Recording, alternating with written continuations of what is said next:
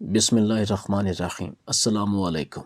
Doctor اسرار احمد فرماتے ہیں کہ اچانک پتہ نہیں ایسا کیا ہوا کہ مولانا صاحب ایک دم غصے میں آئے اور کہنے لگے کہ لوگ پتہ نہیں کیوں پاگل ہو گئے ہیں جو عبدالستار ایدھی کو لاکھوں روپے زیور دے رہے ہیں، حالانکہ یہ شخص ڈھونگی ہے۔ کسی کو کیا پتا کہ اس کے پاس کتنے پیسے اکٹھے ہوئے اور اس نے کتنے پیسے یتیم خانے پر لگائے۔ یتیم خانہ صرف ایک دکھاوا ہے، یہ لوگوں کو لوٹنے کا ایک آسان سا طریقہ اپنایا ہوا ہے، اور ہماری عوام بھی بے وقوف ہیں۔ اگر یہ عبدالستار اتنا ہی لوگوں کا ہمدرد ہوتا تو خود کوئی کام کیوں نہیں کرتا، اپنی کمائی سے کسی ایک یتیم کی کفالت کرتا تو میں مانتا۔ پتہ ہے نا خود کی کمائی کتنی مشکل ہوتی ہے، ایسے مانگ کر اپنا پیٹ جیسے مرضی بھرو اور دکھاوے کے لیے کوئی ادارہ بنا دو۔ پتہ نہیں پاکستانی عوام کو کب عقل آئے گی، مساجد کو چندہ دیں، خود اپنے ہاتھوں سے کسی غریب، یتیم، بیوہ، مسکین کی مدد کریں۔ آپ کو بھی پتہ ہو کہ یہ مستحق ہے یا نہیں، لیکن نہیں، لوگوں نے عبدالستار ایدھی کو ہی خیرات دینا ایمان کا حصہ سمجھ لیا ہے۔ نہ جانے کیوں لوگ اس پر اتنا اندھا یقین کر رہے ہیں کہ جیسے خانہ کعبہ کی چابیاں اسی کے پاس ہوں۔ گجرات کے گاؤں بانٹوا کا نوجوان عبدالستار گھریلو حالات خراب ہونے پر کراچی جا کر کپڑے کا کاروبار شروع کرتا ہے۔ کپڑا خریدنے مارکیٹ گیا، وہاں کسی نے کسی شخص کو چاقو مار دیا، زخمی زمین پر گر کر تڑپنے لگا۔ لوگ زخمی کے گرد گھیرا ڈال کر تماشا دیکھتے رہے، وہ شخص تڑپ تڑپ کر مر گیا۔ نوجوان عبدالستار کے دل پر داغ پڑ گیا، سوچا معاشرے میں تین قسم کے لوگ ہیں، دوسروں کو مارنے والے، مرنے والوں کا تماشا دیکھنے والے اور زخمیوں کی مدد کرنے والے۔ نوجوان عبدالستار نے فیصلہ کیا وہ مدد کرنے والوں میں شامل ہوگا، اور پھر کپڑے کا کاروبار چھوڑا، ایک ایمبولینس خریدی اور اس پر اپنا نام لکھا، نیچے ٹیلی فون نمبر لکھا اور کراچی شہر میں زخمیوں اور بیماروں کی مدد شروع کر دی۔ وہ اپنے ادارے کے ڈرائیور بھی تھے، آفس بوائے بھی، ٹیلی فون آپریٹر بھی، سویپر بھی اور مالک بھی۔ وہ ٹیلی فون سرہانے رکھ کر سوتے، فون کی گھنٹی بجتی، یہ ایڈریس لکھتے اور ایمبولینس لے کر چل پڑتے، زخمیوں اور مریضوں کو ہسپتال پہنچاتے، سلام کرتے اور واپس آ جاتے۔ عبدالستار نے سینٹر کے سامنے لوہے کا غلہ رکھ دیا، لوگ گزرتے وقت اپنی فالتو ریزگاری اس میں ڈال دیتے تھے۔ یہ سینکڑوں سکے اور چند نوٹ اس ادارے کا کل اثاثہ تھے۔ یہ فجر کی نماز پڑھنے مسجد گئے، وہاں مسجد کی دہلیز پر کوئی نوزائیدہ بچہ چھوڑ گیا۔ مولوی صاحب نے بچے کو ناجائز قرار دے کر قتل کرنے کا اعلان کیا۔ لوگ بچے کو مارنے کے لیے لے جا رہے تھے، یہ نوجوان عبدالستار پتھر اٹھا کر ان کے سامنے کھڑے ہو گئے، ان سے بچہ لیا، بچے کی پرورش کی۔ آج وہ بچہ بینک میں بڑا افسر ہے۔ یہ نعشیں اٹھانے بھی جاتے تھے، پتہ چلا گندے نالے میں نعش پڑی ہے۔ یہ وہاں پہنچے، دیکھا لواحقین بھی نالے میں اتر کر نعش نکالنے کے لیے تیار نہیں۔ عبدالستار ایدھی نالے میں اتر گیا، نعش نکالی، گھر لائے، غسل دیا، کفن پہنایا، جنازہ پڑھایا اور اپنے ہاتھوں سے قبر کھود کر نعش دفن کر دی۔ بازاروں میں نکلے تو بے بس بوڑھے دیکھے، پاگلوں کو کاغذ چنتے دیکھا، آوارہ بچوں کو فٹ پاتھوں پر کتوں کے ساتھ سوتے ہوئے دیکھا تو اولڈ پیپل ہوم بنا دیا، پاگل خانے بنا لیے، چلڈرن ہوم بنا دیا، دسترخوان بنا دیے، عورتوں کو مشکل میں دیکھا تو میٹرنٹی ہوم بنا دیا۔ لوگ ان کے جنون کو دیکھتے رہے، ان کی مدد کرتے رہے، یہ آگے بڑھتے رہے، یہاں تک کہ ایدھی فاؤنڈیشن ملک میں ویلفیئر کا سب سے بڑا ادارہ بن گیا۔ یہ ادارہ 2000 میں Guinness book of world record میں بھی آ گیا۔ ایدھی صاحب نے دنیا کی سب سے بڑی پرائیویٹ ایمبولینس سروس بنا دی۔ عبدالستار ایدھی ملک میں بلا خوف پھرتے تھے، یہ وہاں بھی جاتے جہاں پولیس مقابلہ ہوتا تھا یا فسادات ہو رہے ہوتے تھے۔ پولیس، ڈاکو اور متحارب گروپ انہیں دیکھ کر فائرنگ بند کر دیا کرتے تھے۔ ملک کا بچہ بچہ قائد اعظم اور علامہ اقبال کے بعد عبدالستار ایدھی کو جانتا ہے۔ ایدھی صاحب نے 2003 تک گندے نالوں سے 8000 نعشیں نکالی، 16000 نوزائیدہ بچے پالے، انہوں نے ہزاروں بچیوں کی شادیاں کرائیں۔ یہ اس وقت ویلفیئر کے درجنوں ادارے چلا رہے تھے، لوگ ان کے ہاتھ چومتے تھے۔ یہ جہاں کہیں بھی بیٹھتے تو عورتیں زیورات اتار کر ان کی جھولی میں ڈال دیتی۔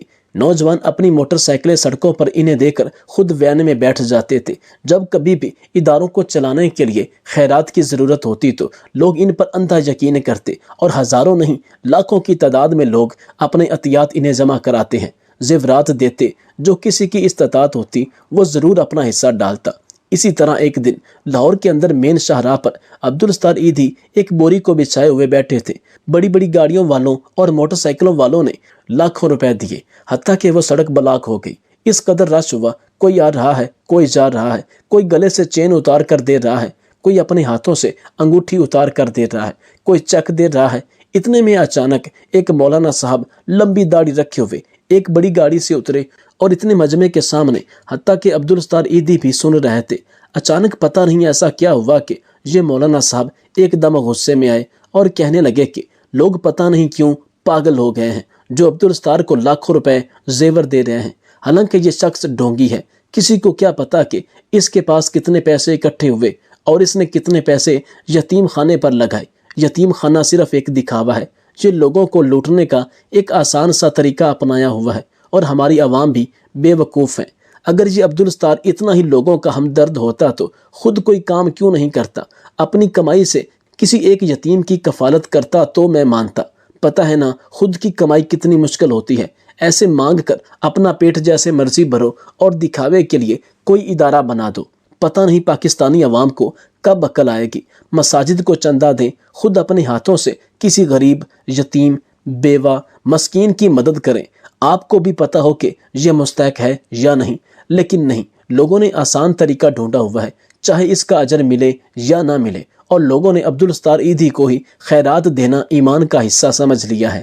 نہ جانے کیوں لوگ اس پر اتنا اندھا یقین کر رہے ہیں کہ جیسے خانہ کعبہ کی چابیاں اسی کے پاس ہوں۔ ابھی یہ مولانا صاحب بول ہی رہے تھے کہ چند مرد حضرات اس کے سامنے آئے اور ایک نے کہا کہ میں آپ کی لمبی داڑھی کا حیا کر رہا ہوں، کیا اس ملک میں صرف آپ ہی عقل مند انسان ہیں اور باقی سب لوگ گھاس کھاتے ہیں؟ ہمیں معلوم ہے کہ کون اللہ کے راستے پر خرچ کرنے والا ہے اور کون صرف اپنے پیٹوں کو تنور بنائے ہوئے بھرے جا رہا ہے۔ ابھی یہ نوجوان بول رہا تھا تو عبدالستار ایدھی صاحب خود اٹھے اور اس کو چپ کروایا اور کہا کہ آپ جائیے، یہ میرا، اللہ تعالیٰ اور ان مولانا صاحب کا معاملہ ہے۔ حتیٰ کہ بڑی مشکل سے سارے معاملات کو رفع دفع کیا گیا اور وہ مولانا صاحب بھی چلے گئے۔ چند دن بعد ہی وہ گاڑی والے مولانا صاحب عبدالستار ایدھی صاحب کے یتیم خانے پر پہنچے اور ان سے معافی مانگی اور کہا کہ اس دن والے معاملے پر میں شرمندہ ہوں، کیونکہ میں نے اس دن جو کہا وہ اپنی ناقص عقل اور معلومات کی بنا پر کہا تھا۔ میں نے اس کے بعد آپ پر مکمل ریسرچ کی ہے، لیکن آپ واقعی ایک ایماندار اور مخلوق کے لیے درد دل رکھنے والی شخصیت ہے۔ مجھے آپ معاف کیجیے اور اللہ تعالیٰ سے بھی میری سفارش کیجیے کہ وہ مجھے معاف کر دے۔ تو عبدالستار ایدھی صاحب نے انہیں معاف کر دیا۔ اس میں کوئی دو رائے نہیں کہ عبدالستار ایدھی صاحب واقعی ایک بہت بڑے انسان تھے، جنہوں نے اپنی ساری زندگی اللہ تعالیٰ کی مخلوق سے محبت اور ان کی فلاح کے لیے وقف کر دی تھی۔ میں یقین سے کہہ سکتا ہوں کہ جب تک پاکستان رہے گا تب تک عبدالستار ایدھی صاحب بھی زندہ رہیں گے اور ہمارے دلوں میں ہمیشہ بستے رہیں گے، کیونکہ ایسے انسان کا کسی بھی قوم میں پیدا ہونا اللہ تعالیٰ کی کسی بڑی نعمت سے کم نہیں، کہ جس نے اپنی ذاتی خواہشات، اپنے ذاتی آرام و سکون کو پس پردہ کر کے اللہ تعالیٰ کی مخلوق کی خدمت کی، صرف رضائے الہی کے لیے، نہ بینک بیلنس بنایا، نہ پراپرٹی بنائی، نہ الیکشن میں کھڑے ہونے کے لیے لوگوں سے ہمدردی حاصل کی، نہ کوئی گاڑیاں خریدیں۔ عبدالستار ایدھی آج اس دنیا میں نہیں ہیں، مگر ان کے بنائے ہوئے فلاحی ادارے دکھی انسانیت کی خدمت میں آج بھی مصروف ہیں اور انشاءاللہ مصروف ہی رہیں گے۔ ڈاکٹر اسرار احمد کہتے ہیں کہ عبدالستار ایدھی راہ انسانیت میں اس قدر مگن ہیں کہ جیسے انہوں نے آخرت کی زندگی اپنی آنکھوں سے دیکھ لی ہو، کیونکہ یہ لوگ جانتے ہیں کہ دنیا کی حقیقت کیا ہے، اور جو شخص یہ جان گیا وہ کبھی بھی اس دھوکے والی زندگی میں اپنی آخرت والی زندگی کو تباہ و برباد نہیں کرے گا۔ اللہ پاک ایدھی مرحوم کو جنت الفردوس میں اعلیٰ مقام عطا فرمائے، آمین۔ ایک مولانا صاحب لکھتے ہیں کہ یورپ کے ایک ملک میں رات کے وقت ہم گشت پر معمول کے مطابق چل پڑے۔ ہم چند لوگ تھے، ہماری اس گروپ کی قیادت امیر صاحب فرما رہے تھے۔ اس گروپ کے اندر میں بھی شامل تھا۔ رات کا وقت تھا، ہم ایک نائٹ کلب کے پاس سے گزرے تھے، تو وہیں پر امیر صاحب نے نائٹ کلب کے اندر جانے کا ارادہ کر لیا اور ہم سے کہنے لگے کہ ہمیں اس نائٹ کلب کے اندر جا کر اللہ اور اس کے رسول صلی اللہ علیہ وسلم کی اطاعت کی دعوت دینی چاہیے، تاکہ ہم اسلام کا پیغام ان لوگوں تک بھی پہنچا سکیں۔ کیا پتہ یہ بھٹکے ہوئے لوگ اسلام کی طرف آ کر اپنی زندگی کو سنوار لیں۔ اب کچھ لوگوں نے امیر صاحب سے اس گندے اور بے حیائی والے اڈے کے اندر جانے سے انکار کر دیا، اور امیر صاحب ہمیں اپنے ساتھ لے کر اندر چلنے لگے، اور خصوصاً تاکید کی کہ اپنی نظریں نیچی رکھنا، اور ہم سے فرمایا کہ استغفار پڑھتے رہنا اور اللہ تعالیٰ سے مدد مانگتے رہنا۔ اگر کوئی بھی ناخوشگوار واقعہ گزرے تو آپ اس پر رد عمل نہیں دینا بلکہ صبر کرنا۔ اب ہم جیسے ہی نائٹ کلب کے اندر داخل ہوئے ہیں تو یہاں پر معمول کے مطابق رش نہیں تھا، لوگوں کا ہجوم بہت کم تھا۔ یہاں پر چند لوگ اور نائٹ کلب کا عملہ موجود تھا۔ امیر صاحب کو ایک ڈرم بجانے والا بندہ دکھائی دیا تو یہ ان کو اکیلا پا کر اس کے پاس چلے آئے۔ یہاں پر آ کر امیر صاحب نے ان کو تبلیغ دینا شروع کر دی۔ اللہ تعالیٰ نے ہماری مدد کی۔ امیر صاحب اس ڈرم بجانے والے کو جو بھی باتیں کر رہے تھے، اس نے ان باتوں پر کوئی رد عمل نہیں دیا بلکہ یہ خاموشی سے ہماری باتیں سنتا رہا۔ وہ ہم پر کافی حیران ہو رہا تھا اور ہمیں توجہ سے دیکھ رہا تھا۔ جب ہماری باتیں ختم ہو گئیں تو اس کی بیوی سامنے آ گئی جو کہ پیچھے چھپ کر ہماری باتیں سن رہی تھی۔ اس کے دل پر تبلیغ کی باتوں نے ایسا اثر کیا کہ اس نے اسی وقت کہا کہ مجھے کلمہ پڑھا لیں۔ پھر امیر صاحب نے اسے کلمہ پڑھا کر مسلمان کر دیا۔ اس نے اپنے شوہر سے بھی کہا کہ تم بھی کلمہ پڑھ کر مسلمان ہو جاؤ۔ چنانچہ اسی وقت اس کا شوہر بھی کلمہ پڑھ کر مسلمان ہو گیا۔ اس کے بعد یہ دونوں میاں بیوی ہمارے ساتھ مسجد چلے آئے۔ ہم نے اس کی بیوی کو مستورات کے پاس بھیج دیا تاکہ اس کی اچھی درس و تدریس ہو سکے۔ اب ہماری خوشی کی انتہا نہیں رہی تھی۔ ہم ایک ایسے گروپ کا حصہ تھے جس گروپ میں ہم نے 2 لوگوں کو مسلمان کر لیا تھا۔ ہمیں اپنے گروپ پر کافی خوشی ہو رہی تھی کہ ان کی زندگی سیدھے راستے پر آ گئی ہے، جو کہ اسلام سے کافی دور تھے۔ ہمیں دلی سکون مل رہا تھا۔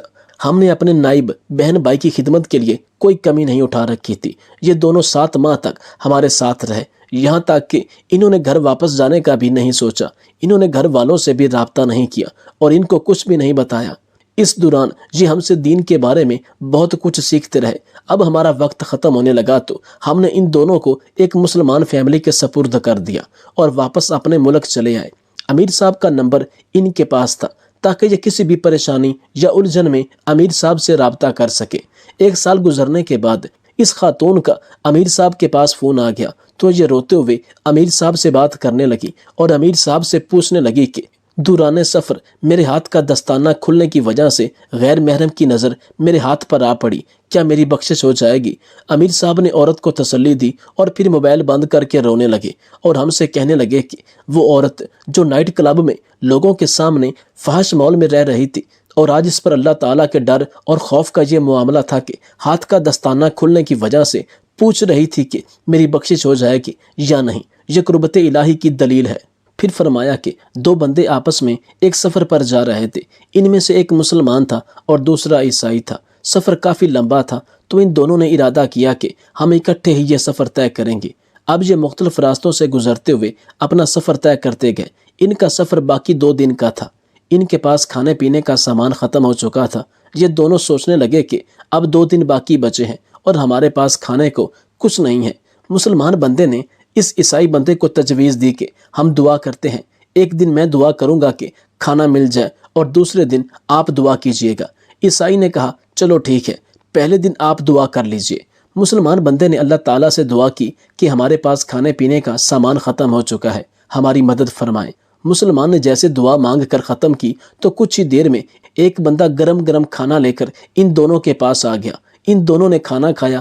مسلمان نے اللہ تعالیٰ کا شکر ادا کیا کہ آپ نے میری اس عیسائی بندے کے سامنے لاج رکھ لی۔ پھر یہ کھانا کھا کر سو گئے۔ جیسے ہی دوسرا دن ہوا تو دوسرے دن عیسائی کی دعا مانگنے کی باری تھی کہ عیسائی نے دعا مانگی تو اس کی بھی دعا قبول ہو گئی۔ جب مسلمان بندے نے دیکھا کہ عیسائی کی دعا قبول ہو گئی تو یہ دل میں اداس ہونے لگا کہ عیسائی بندے کی دعا کیسے قبول ہو گئی۔ اس کا کھانے کو دل نہیں چاہ رہا تھا۔ جب عیسائی نے دیکھا کہ مسلمان بندے پر اداسی چھائی ہوئی ہے تو اس نے مسلمان بندے سے کہا کہ آپ کھانا کھائیے، میں آپ کو 2 خوشخبریاں سناؤں گا۔ جب مسلمان نے اس کی یہ بات سنی تو پھر یہ کھانا کھانے لگا۔ جب یہ فارغ ہو گئے تو مسلمان بندے نے کہا کہ آپ مجھے 2 خوشخبریاں سنانے والے تھے، مجھے سنائیں، وہ کون سی خوشخبریاں ہیں؟ عیسائی نے کہا کہ پہلی خوشخبری یہ ہے کہ میں کلمہ پڑھ کر مسلمان ہو گیا ہوں، اور دوسری خوشخبری یہ ہے کہ میں نے اللہ تعالیٰ سے دعا کی تھی کہ اگر اس بندے کا آپ کے ہاں کوئی مقام ہے تو اس کی وجہ سے ہمیں کھانا عطا فرما دے۔ تو اللہ تعالیٰ نے دعا قبول فرما لی اور ہمیں کھانا عطا فرما دیا۔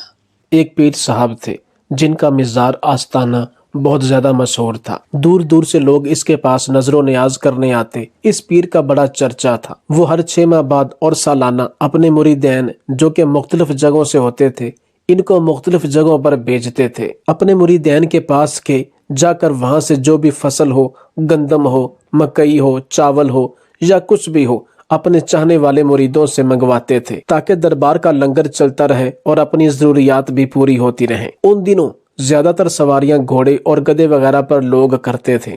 पीर साहब ने अपने एक खलीफा को अपना गधा दिया और कहा कि फलां इलाके में जाकर मेरे मुरीदैन से नजर न्याज लेकर आओ, जिसमें गंदम, चावल, आटा, मकई जो भी कोई देता वो ले आओ। आज भी कई पीर ऐसे हैं जो इसी पुरानी रस्म को बरकरार रखे हुए हैं और हर 6 माह या सालाना अपने मुरीदैन से नजर न्याज मंगवाते हैं। इनके जिम्मे बाकायदा ये लगाए हुए होते हैं कि तुमने फलां चीज देनी है। जैसी जिसकी फसल होती है या जो जिसका जरिया आमदन होता है, उसके जिम्मे कुछ न कुछ पीरों ने लगाया होता है कि सदका जारिया करते रहें। खैर, पीर साहब ने जो इलाका बताया, मुरीद इनका गधा लेकर उस इलाके की तरफ रवां दवां हो जाता है। शदीद गर्मी होती है और सफर तवील।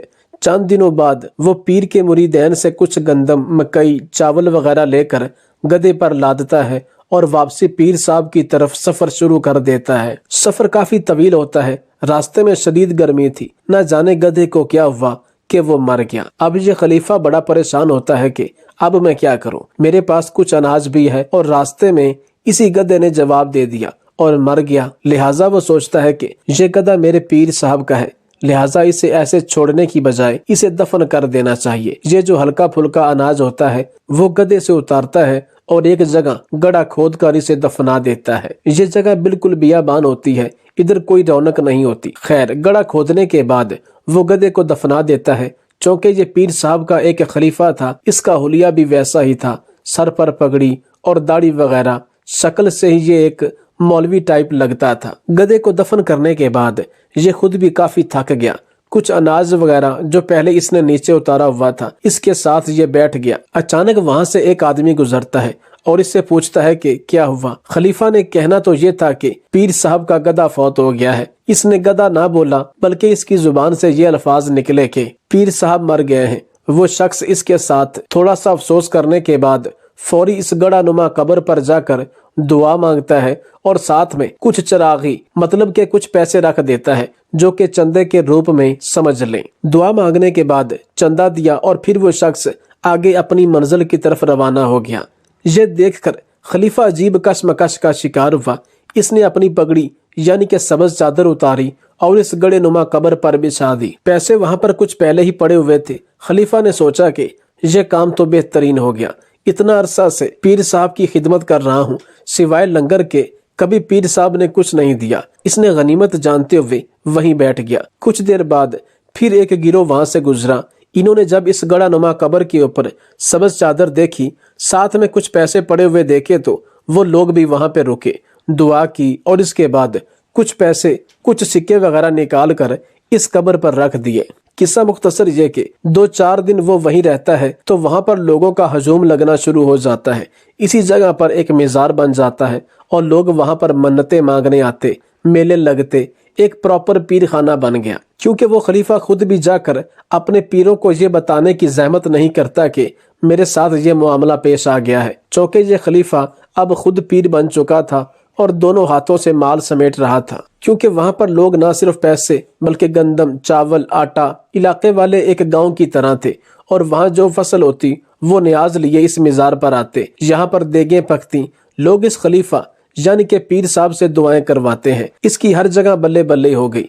क्योंकि किसी एक आध बंदे का काम हो गया, उसने रहती सहती कसर भी निकाल ली कि यहाँ पर बहुत बड़े अल्लाह वाले आए हुए हैं। हत्ता कि ये बात इस खलीफा के पीर तक पहुंच जाती है कि फलां जगह एक मज़ार, एक दरबार बना है और पूरे इलाके में इसकी धूम मची हुई है। असल पीर साहब उस मज़ार पर पहुंचते हैं, इस मज़ार पर पहुंचते हैं ताकि देखूं तो सही कि ये किसका मज़ार है और इसकी वजह शोहरत क्या है। पीर साहब सामने का मंजर देखकर यानी दरबार का इसके रोंगटे खड़े हो जाते हैं। क्योंकि वहां पर बेताशा लोग इकट्ठे होते हैं। बेशुमार मर्दों औरतें इस दरबार पर मन्नतें मांग रहे होते हैं, देगें पक रही होती हैं। एक दूसरी दुनिया का नजारा आंखों को खीरा कर रहा था। बहुत ज्यादा रश था। जब पीर साहब इस मज़ार के अंदर जाते हैं तो खलीफा अपने पीर को पहचान लेता है, लेकिन पीर इसे नहीं पहचान पाया। क्योंकि खलीफा ने दाढ़ी भी लंबी कर ली, जुल्फें भी लंबी कर ली حلیہ پہلے کی نسبت یکسر تبدیل کر لیا۔ پیر صاحب مزار کے اندر ایک شخص سے پوچھتے ہیں کہ اس دربار کا متولی، اس کا سربراہ کون ہے؟ یہاں کا پیر صاحب کون ہے؟ گدی نشین کون ہے؟ اس خلیفہ کا جو اب پیر بن چکا ہے، اس کے بھی آگے مرید اور خلیفے بن چکے تھے۔ وہ اس اصل پیر کو لے کر اس کے پاس جاتے ہیں۔ اصل پیر اپنے خلیفے کو پیر سمجھتے ہوئے اس کے ہاتھ چومتا ہے تو خلیفہ اس کو پکڑ کر ایک سائیڈ پر لے جاتا ہے اور اسے کہتا ہے کہ آپ نے مجھے آج سے 6 ماہ پہلے فلاں علاقے سے نظر و نیاز یعنی فصل اکٹھی کر کے لانے کو کہا تھا۔ واپسی پر شدید گرمی کی وجہ سے گدھا وہ بوجھ برداشت نہ کر سکا اور اسی مقام پر وہ مر گیا۔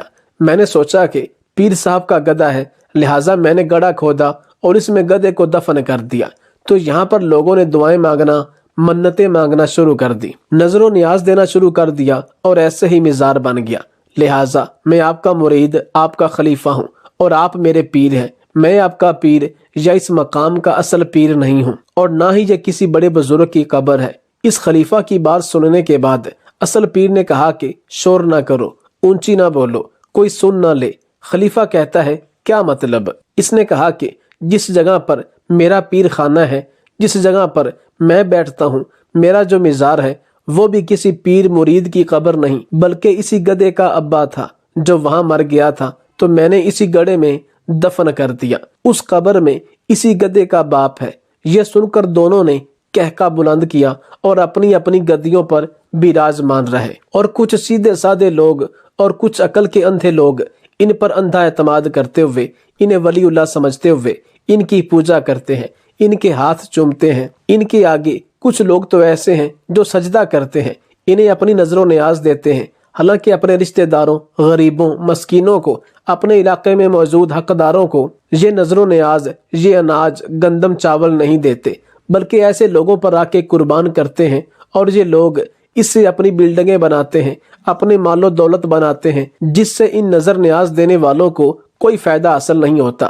بجائے اس کے کہ اپنے بوڑھے والدین کی خدمت کریں، ان کے اوپر اپنا دھن دولت لگائیں، لیکن یہ عقل کے اندھے ان پیروں کو ہی مسیحا سمجھتے ہیں۔ اور آگے سے چند پیر بھی ایسے ہیں جو یہ کہتے ہیں کہ میں نے اس وقت تک جنت میں نہیں جانا جب تک میرے مرید جنت میں داخل نہ ہو جائیں۔ استغفر اللہ۔ اور ایسے جاہل لوگ ہیں جو ایسے کلمات سن کر بہت خوشی محسوس کرتے ہیں۔ اللہ ہم سب کو راہ ہدایت کا مسافر بنائے اور ایسے لوگوں کو ہدایت عطا فرمائے، ان کو یہ سمجھ آ جائے کہ ان کا اصل پیر خانہ ان کے والدین ہے۔